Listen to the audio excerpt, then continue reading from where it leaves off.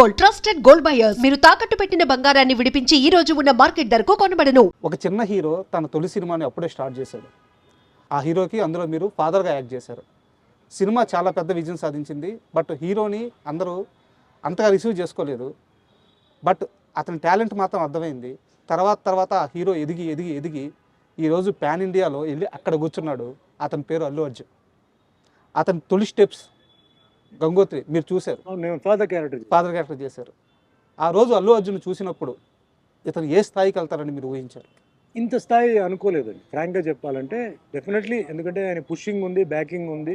So వాళ్ళు cinema చేయగలుగుతారు, వాళ్ళ దగ్గర పొజిషన్ ఉంది కాబట్టి ఆయన డెఫినెట్లీ ఇండస్ట్రీలో ఉంటాడు. చిరంజీవి గారు బ్యాకింగ్ ఉంది, అన్నీ ఉంది, కమ్యూనిటీ బ్యాకింగ్ ఉంది, అదంతా ఉంది.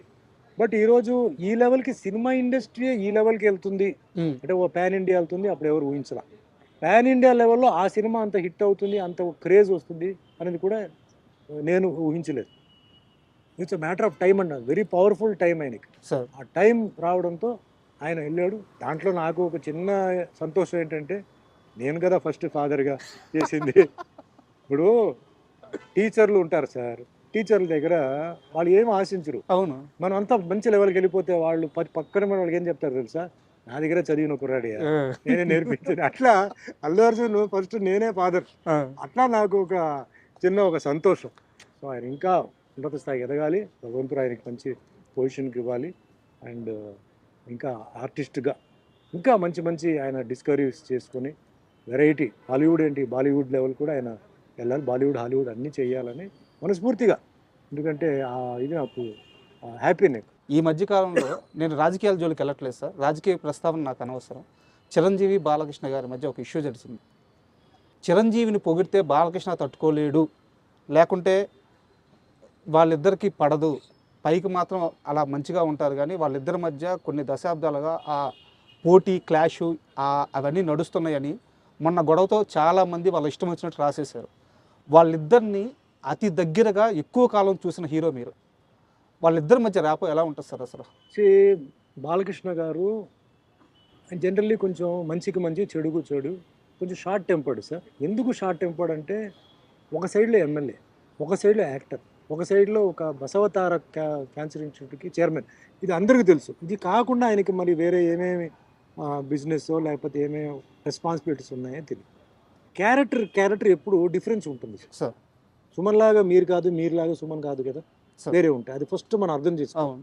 చిరంజీవి గారు జనరల్గా ఏంటంటే కొంచెం సాఫ్ట్, కొంచెం ఒకళ్ళు ఇరిటేషన్ వచ్చినా కంట్రోల్డ్, బయటికి ఎక్స్పోజ్ చేయరు. అది ఆ టైప్ ఆఫ్ క్యారెక్టర్. ఇక్కడ మెయిన్ ప్రాబ్లం ఎక్కడ వస్తుంటే సార్, ఈ పొలిటికల్ స్టేట్మెంట్స్, ఇలా అన్నారని లేకపోతే ఇట్లా అనేసారని. సో స్పాట్లో ఏంటంటే కొన్ని ఏదైనా ఆర్గ్యుమెంట్స్ వచ్చేటప్పుడు టక్మని నోరు జారి కొన్ని రావడం, టెంపర్మెంట్తో రావడం, ఇది సహజమే. బట్ నా లెక్కలో ఏంటంటే సార్, అది ఆ టైం వరకే. తర్వాత అంటారు కదా, no permanent enemies, no permanent friends. పాలిటిక్స్లో అదే నా ఎక్స్పీరియన్స్. పాలిటిక్స్లో no permanent enemies, no permanent friends, అది ఆ రూట్లోనే వెళ్తుంటుంది. సో మనం ఇలా అన్నారు అలా అన్నారు చెప్పి ఇప్పుడు ఫ్యాన్స్ కొట్టుకుంటున్నారు సార్. మేమంతా బాగానే ఉన్నాం, అదే సార్ ప్రాబ్లం. ఫ్యాన్స్ కొట్టుకుంటున్నారు, రాళ్ళతో విసురుతారు, బళ్ళు నాశనం అని చేస్తారు. ఎందుకు? వేస్ట్. మేము హ్యాపీగా, మేము అదే 80s గ్రూప్లో మేము అందరూ హ్యాపీగా ఉంటాం, హ్యాపీగా ఎంజాయ్ చేస్తాం. మీకు వాట్సాప్ గ్రూప్ ఉందిగా, మేము డైలీ మాట్లాడుతున్నాంగా, విషెస్ చెప్తూనే ఉంటాం. వాళ్ళు మాకు ఫోటోలు పంపుతుంటారు, ఏదైనా విషయం జరిగితే మేము కొన్ని అడుగుతుంటాం. వాళ్ళే పాపం అమాయకమైన వాళ్ళు ఫ్యాన్సే. మేమంతా బాగానే ఉన్నాం. ఇప్పుడు చెప్తానండి, no permanent friends, no permanent enemies. Okay, అంతే. అండ్ ఫైనల్గా చాలా థ్యాంక్ యూ సార్, ఎందుకంటే మార్నింగ్ నుంచి మీరు షూటింగ్ చేస్తూనే ఉన్నారు. ఈ టైంలో కూడా నా కోసం మీరు ఆగి మా ఐ డ్రీమ్కి ఇంటర్వ్యూ ఇవ్వడానికి మీ టైం వెచ్చించి మీ సమయం ఇచ్చినందుకు చాలా థ్యాంక్స్. అండ్ ఫైనల్గా మీకు దీపావళి శుభాకాంక్షలు. థ్యాంక్ యూ అండి. నాకు ఏంటంటే ఇంటర్వ్యూస్ వల్ల నాకేంటంటే న్యూ జనరేషన్కి ఏదైనా నేను మెసేజ్ ఇవ్వగలుగుతానా. చాలామంది డిప్రెషన్కి వెళ్ళిపోతారు, లైఫ్ అయిపోయింది ఇంకా మనం ఏం చేయగలుగుతామని. నన్ను లైఫ్ని ఎగ్జాంపుల్గా తీసుకోండి. నేను ఈ ఫీల్డ్లో, కాంపిటేటివ్ ఫీల్డ్లో, ఛాలెంజింగ్ ఫీల్డ్లో ఎలా వచ్చాను. సో నేను చెప్పిన దాంట్లో నేను 10 చెప్తే మీకు ఏదైనా 2-3 నచ్చితే అది పాటించి చూడండి. ముఖ్యంగా తల్లిదండ్రుల విషయంలో చెప్తున్నాను. ఆరోగ్యం చాలా ముఖ్యం. ఒకసారి ఆరోగ్యం పాడైపోతే మళ్ళీ మనం రికవర్ చేయలేము. అందరూ బాగుండాలి, ఎందుకంటే లైఫ్లో ఎవరు ఎప్పుడు పోతారు ఎప్పుడు ఉంటారని తెలియదు. ఈ ఇంటర్వ్యూ వాళ్ళకి ఆ విధంగా ఉపయోగపడాలి. ఇంకోటి, బయట చాలామంది ఇలా అనుకున్నారు అలా అనుకున్నారు అని అనుకోవద్దు. ఓపెన్గా ఈరోజు నేను చెప్పాను. సో కొన్ని రాస్తారు, కొన్ని విజువల్గా ఓబీ వాయిస్ వస్తుంది. సార్ సో అవన్నీ కాదు, ఈరోజు ఓపెన్గా సుమన్ మాట్లాడారు. మీరు మంచి ప్రశ్నలు అడిగారు, నేను దానికి సమాధానం చెప్పాను. చెప్పిన దాంట్లో ఏమీ అబద్ధాలు కాదు, నిజం చెప్పాను. జరిగిన విషయాలు, ఎందుకంటే నాకు జరిగిన విషయాలు. సో అందరూ జీవితం అయిపోయింది, డిప్రెషన్, ఫెయిలియర్ కాదు.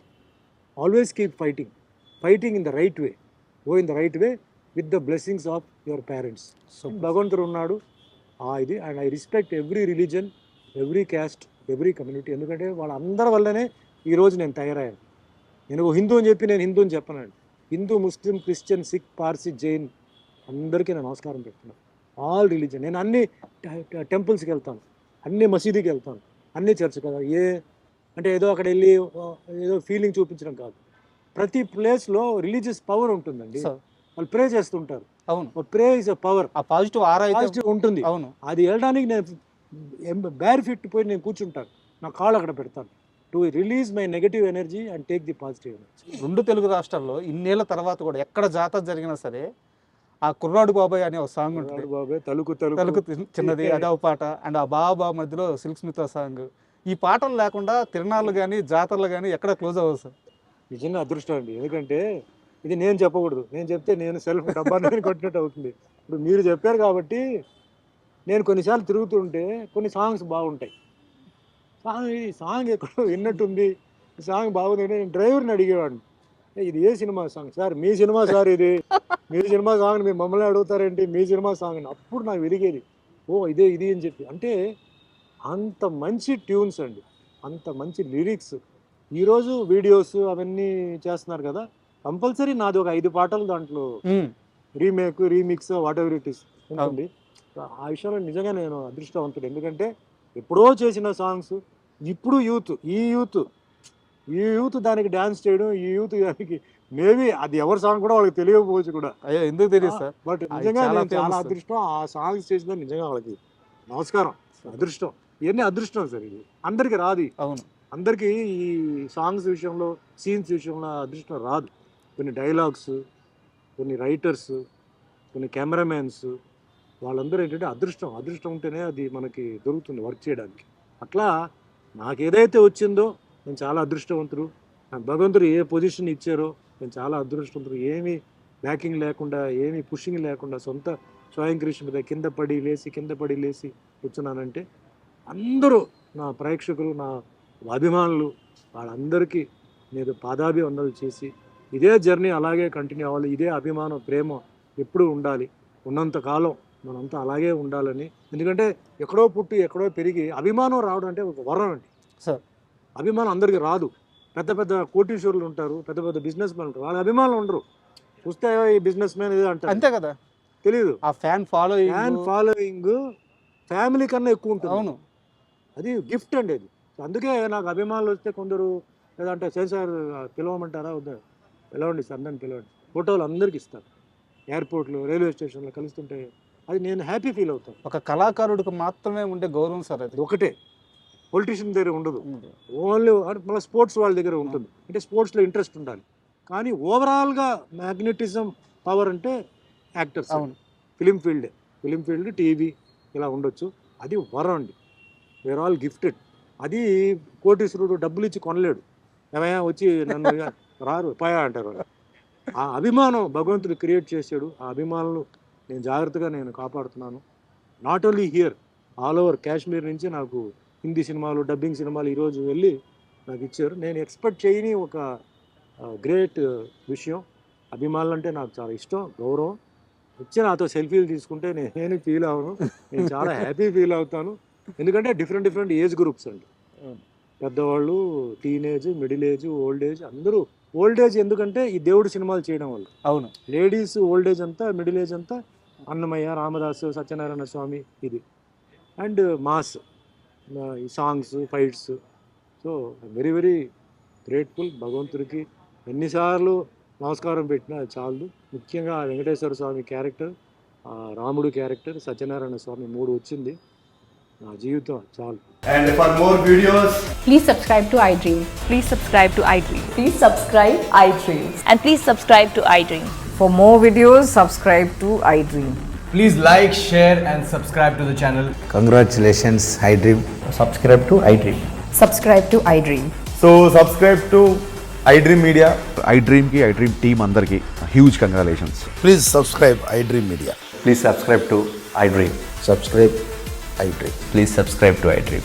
iDream అంటే నా కళల ఛానల్ సబ్స్క్రైబ్ చేసుకున్న నోరు తిరుగుతలేదు, మీరైతే గంట గుర్తు కొట్టండి. For more such videos, please subscribe to iDream. Subscribe to iDream. Please subscribe to iDream. Please subscribe iDream Media. Please do subscribe to iDream. Please subscribe to iDream Media. For best entertainment and information, please subscribe iDream. And don't forget to subscribe to iDream.